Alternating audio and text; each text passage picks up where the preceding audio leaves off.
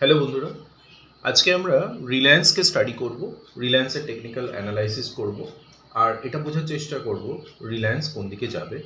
প্রথম কথা বলে রাখি, এটা একটা এডুকেশনাল পারপাস ভিডিও। আমি কোনো সেবি অথরাইজড পারসন নই, এবং আমার প্রত্যেকটা ভিডিও হবে আমার নলেজ পাওয়ার পর সেই নলেজটাকে ডেলিভার করা, এর থেকে বেশি কিছু না।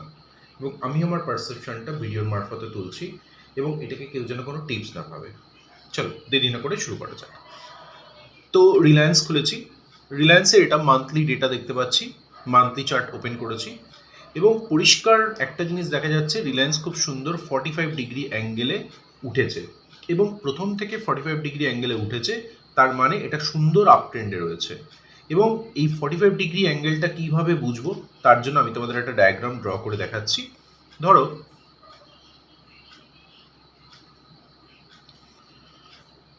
এটা একটা বেস লাইন, রিলায়েন্স উঠেছে এরকমভাবে, এবং এই বেস লাইনের সাথে যে অ্যাঙ্গেলটা তৈরি করেছে সেই অ্যাঙ্গেলটা হচ্ছে 45 ডিগ্রি। তো যদি এই অ্যাঙ্গেলটা 45 ডিগ্রি হয়, তাহলে আমরা বলতে পারি যে যে স্টকটা এরকমভাবে মুভ করেছে সেই স্টকটা কিন্তু খুব সুন্দর আপ ট্রেন্ডে রয়েছে, অর্থাৎ এটা সাস্টেনেবল, মানে এই আপ ট্রেন্ডটা বজায় থাকবে। হঠাৎ করে বিশাল আকার পড়ে যাবে কোনো দুর্ঘটনা না ঘটলে, এটা কিন্তু বোঝাচ্ছে না। অর্থাৎ এটা খুব ভালো একটা স্টক, এটা পরিষ্কার আমরা জানি। আর আমরা এটাও জানি যে নিফটি ফিফটির এটা মোটামুটি টপ স্টক, আর এটা ব্লু চিপ স্টকও বটে। এবার ব্লু চিপ স্টক কাকে বলে? ব্লু চিপ স্টক হচ্ছে সেই স্টক যে স্টকটা নিফটি ফিফটির মধ্যে তো আছে, টপের দিকে মোটামুটি র্যাঙ্ক করবে, লার্জ ক্যাপ স্টক হবে। লার্জ ক্যাপ মানে তার মার্কেট ক্যাপিটাল একটা বেশ বড় আকারের থাকবে, এবং তার সাথে সেটার পারফরমেন্স বহু বছর ধরে ভালো থাকবে। এই ধরনের স্টকই হচ্ছে ব্লু চিপ স্টক। তো রিলায়েন্স তার মধ্যে একটা পড়ে, এটা রিলায়েন্স ইন্ডাস্ট্রিজ আমরা দেখছি। তো যাই হোক, অনেক জ্ঞান হলো, এবার কাজের কথায় আসি। মান্থলি ডেটা আমরা দেখতে পাচ্ছি, আর প্রথমে আমাদের যে কাজটা শুরু হবে অবশ্যই সেটা সাপোর্ট আর রেজিস্ট্যান্স দিয়ে শুরু হবে। এবার একটু বলে দিস সাপোর্ট আর রেজিস্ট্যান্স জিনিসটা কি। প্রথমে আমরা যদি একটা রেজিস্ট্যান্সকে আঁকি, তার মানে হচ্ছে স্টকটা সেই জায়গায় গিয়ে ফেরত আসছে, সেখান জায়গায় ধাক্কা খেয়ে সেখান থেকে ফেরত আসছে, এই রকম জিনিস হলে এই লাইনটাকে আমরা বলবো রেজিস্ট্যান্স। আর যদি কোনো স্টক একটা জায়গায় ধাক্কা খেয়ে ওপর দিকে ওঠে, তখন আমরা সেই জায়গাটাকে বলবো সাপোর্ট। অর্থাৎ সাপোর্ট থেকে স্টক ওপরে ওঠে, আর রেজিস্ট্যান্স থেকে স্টক নিচে নামে, এটা আমরা জানি। এবার রেজিস্ট্যান্স আর সাপোর্ট তৈরি হয় কি করে সেটা চলো আমরা দেখি। এখানে এই যে রিলায়েন্স ইন্ডাস্ট্রির যে স্টকটা রয়েছে, এখানে আমরা একটা হরাইজন্টাল লাইন টানবো, এবং হরাইজন্টাল লাইনটা কোথায় টানছি দেখো, এই জায়গাটায় হরাইজন্টাল লাইনটা টানছি। এবার প্রশ্ন করতে পারো যে এই জায়গাটায় হরাইজন্টাল লাইনটা তুমি টানলে কেন? ভালো করে খেয়াল করো জায়গাটাকে। এটা মান্থলি স্টক, এটা ভুলো না। ফলে এক একটা ক্যান্ডেল দেখতে পাচ্ছ, এগুলো এক একটা মাসকে ডিনোট করছে।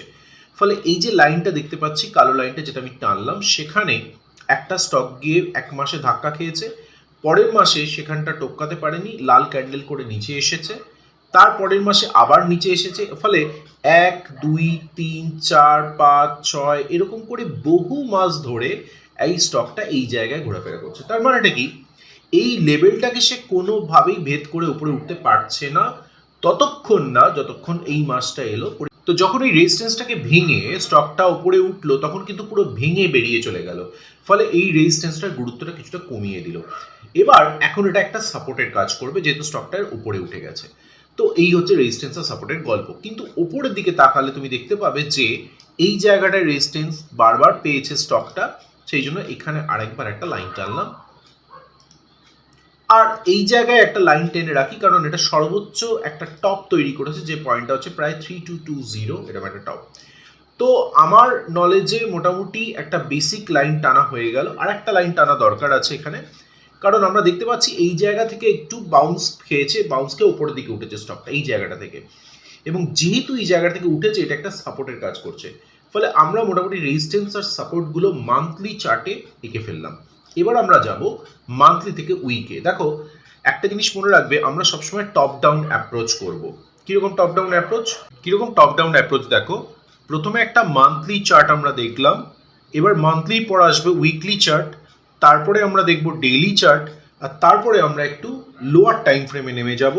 15 মিনিট হতে পারে, 30 মিনিট হতে পারে, 1 ঘন্টার হতে পারে, তো আমরা মান্থলি চার্ট দেখে ফেললাম, এবার আমরা ঢুকবো উইকলি চার্টে। ফলে এখান থেকে এটাকে মান্থলি, এটাকে উইক করে দিই। উইক করার পর আমরা যে চার্টটা দেখতে পাচ্ছি, দেখা যাক কিছু সেখানে ইম্প্রোভাইজ করা যেতে পারে কিনা। একটা জায়গা আমার নোটিশে আসছে এই জায়গাটায়, কারণ এখান থেকে তিনবার বাউন্স করেছে। কেন? লাইনটা টানি, দেখো এখানে একবার সবুজ ক্যান্ডেলটা টাচ করেছে, এখানে একবার রেড ক্যান্ডেলটা টাচ করেছে, এখানে একবার রেড ক্যান্ডেলের শ্যাডোটা টাচ করে গেছে। ফলে এইখানে এই লাইনটা সাপোর্ট হিসেবে আমি টেনে রাখলাম। আর এবারে আমরা উইকলি ক্যান্ডেলে আর কিছু দেখতে পাচ্ছি না, আমরা একটু যাব উইকলির পর ডেলি ক্যান্ডেলে। ডেলি ক্যান্ডেলে এসে এখানে আমরা একটা ইন্টারেস্টিং জিনিস দেখতে পাচ্ছি। সেটা বোঝানোর আগে তোমাকে একটা স্টাডি করানো দরকার আছে। যখন একটা স্টক ওপরে ওঠে তখন ওপরে ডাইরেক্ট উঠে যায় না, ওপরে ওঠার পর একটা পুল ব্যাক নেয়। এই যে পেছনে ফিরে আসা, এটাকে রিট্রেসমেন্ট বলে বা পুল ব্যাক বলে। পুল ব্যাক নেওয়ার পর সে আবার ওপরে উঠতে থাকে। এবং মনে রাখবে, এই যে আগের যে হাইটা তৈরি করেছিল, এই হাইটাকে যতক্ষণ না সে টপকাচ্ছে ততক্ষণ বায়াররা কিন্তু মেন্টাল সাপোর্ট পায় না। যে মুহূর্তে এই হাইটাকে পেরিয়ে চলে গেল স্টকটা, এইখানে একটা ভালো রকম বাই সিগন্যাল তৈরি হলো এবং হুহু করে স্টকটা উপর দিকে উঠতে আরম্ভ করলো। আবার কিছুটা উপরে ওঠার পর সে আবার পুল ব্যাক নেবে, নিয়ে নিচের দিকে নামবে। এবার প্রশ্ন হচ্ছে, নিচের দিকে নামবে তো কতটা নামবে? এটা একটা বড় হাইফাই স্টাডির ব্যাপার, তো আমরা অতটা যাচ্ছি না। শুধুমাত্র একটা ইনফরমেশন দিই, এই যে আগের যে লেভেলটা তৈরি করেছিল, যদি একে আপ ট্রেন্ডে থাকতে হয় তাহলে এই লেভেলটা নিচে যাওয়া চলবে না, এই লেভেলটা নিচে যাওয়া চলবে না। তাহলে কি করতে হবে? বড় জোর এই লেভেল অব্দি যদি সে এসেও পড়ে, তাহলে যেন এখান থেকে সে এদিকে ফেরত যায়, এটা একটা ব্যাপার। এবার দেখো, আমার কথায় তো স্টক উঠবে নামবে না, ফলে সে নিচে চলে যেতেও পারে। আই ডোন্ট নো, কেউই বলতে পারবে না কোথায় যাবে। কিন্তু প্রশ্নটা হচ্ছে যে এখানে কি যে দুটো পসিবিলিটি তৈরি হয়, সেই দুটো পসিবিলিটির মধ্যে একটা পসিবিলিটি তো পরিষ্কার যে রেজিস্ট্যান্স থেকে সে ওপর দিকে উঠবে। ওকে, তাহলে সিনারিটা কিরকম দাঁড়ালো? আরেকবার ড্র করছি। স্টকটা উপরে উঠলো, পুল ব্যাক নিল, স্টকটা আরেকবার উপরে উঠলো। যে পুল ব্যাকটা নিচ্ছে সেটা এই রেজিস্ট্যান্স লেভেলটাকে বা এখানে ক্ষেত্রে সাপোর্ট লেভেলটাকে টপকে নিচের দিকে যদি না আসতে পারে, সে ওপর দিকে উঠে যাওয়ার একটা টেন্ডেন্সি দেখাবে। তো দেখা যাক হঠাৎ করে এই এক্সাম্পলটা দিলাম কেন। তার কারণ আমি এখানে একটা জিনিস দেখতে পেলাম, তাই তোমাদেরকে নোটিশে আনলাম। আমি যদি এখানে ডিজাইনটা কমপ্লিট করি, দেখো এখান থেকে স্টকটা উপরে উঠতে আরম্ভ করেছে, উপরে উঠতে উঠতে এই জায়গায় একটা হাই বানিয়েছে। হাইটা বানানোর পর স্টকটা নিচের দিকে নেমেছে, মানে একটা পুল ব্যাক নিয়েছে। ঠিক পুল ব্যাকটা নেওয়ার পর সেই স্টকটা আবার একটা হাই বানিয়েছে, এইখানে উঠে আবার একটা পুল ব্যাক নিয়েছে। নিয়ে এখানে দেখো রেড ক্যান্ডেলের ক্লোজিংটা কোথায়, এই জায়গাটা ভালো করে দেখো, ক্লোজিংটা এই জায়গাটা।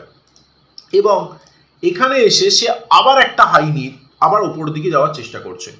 ব্যাপারটা কি দাঁড়াচ্ছে? এবং এই জায়গাটা যদি ভালো করে নোটিশ করো, আমি এখানে একটা লাইন টানছি। এই লাইনটা আমি লাইনটার কালার চেঞ্জ করে দিচ্ছি, ধরে নাও ব্লু কালার করলাম।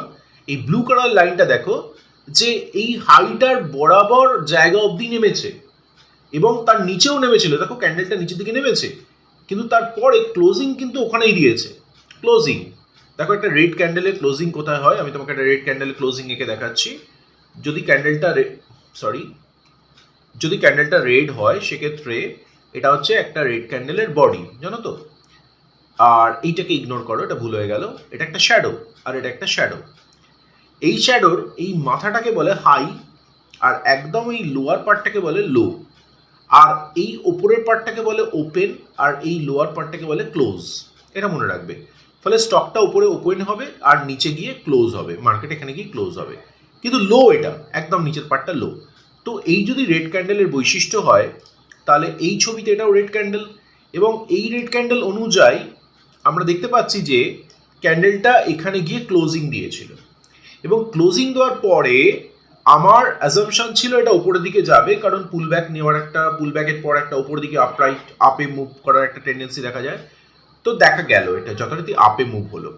ফলে এখন জিনিসটা দাঁড়িয়ে আছে 3193-তে। 15ই জুলাই সোমবার যদি মার্কেট ওপেন থাকে, তাহলে 15ই জুলাই সোমবার মার্কেট খুলবে, এবং সেক্ষেত্রে এখান থেকে একটা সিগন্যাল পেয়েছে পজিটিভ সেন্টিমেন্ট।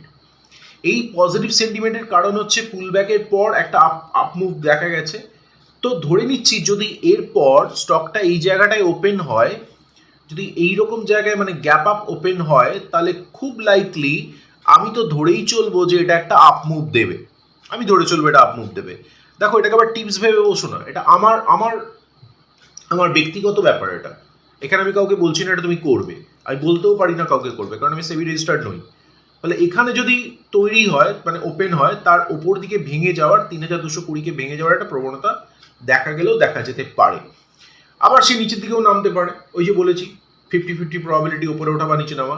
কিন্তু ওপরে উঠলে মানে এই হাইটাকে মানে সরি এই ওপেন ক্লোজটাকে, আচ্ছা গ্রিন ক্যান্ডেলের কিন্তু এই জায়গাটা ক্লোজ, এটা ওপেন এটা ক্লোজ, এটা কিন্তু হাই, হাই আর লোটা গ্রিন আর রেড কিন্তু সেম, শুধু উল্টে যায় ক্লোজিং আর ওপেনটা। তাহলে এটা হচ্ছে ক্লোজ। তো ক্লোজের ওপরে যদি ওপেন হয় তার মানে পজিটিভ সেন্টিমেন্ট, তাহলে পজিটিভ সেন্টিমেন্ট যদি থাকে তাহলে পজিটিভ দিকেই যাওয়ার একটা টেন্ডেন্সি দেখা যাবে বলে আমার মনে হচ্ছে।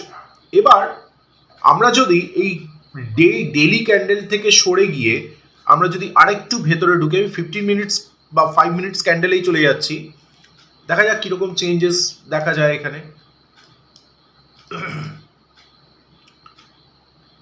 দেখো 5 মিনিটস ক্যান্ডেলে একটা জিনিস চোখে পড়ছে, তোমাদের চোখে পড়ছে কিনা জানি না, আমি একটা ট্রেন্ড লাইন এখানে তৈরি করতে পারি, যে ট্রেন্ড লাইনটা খুব সুন্দর করে তৈরি হয়েছে এইগুলোর সাথে।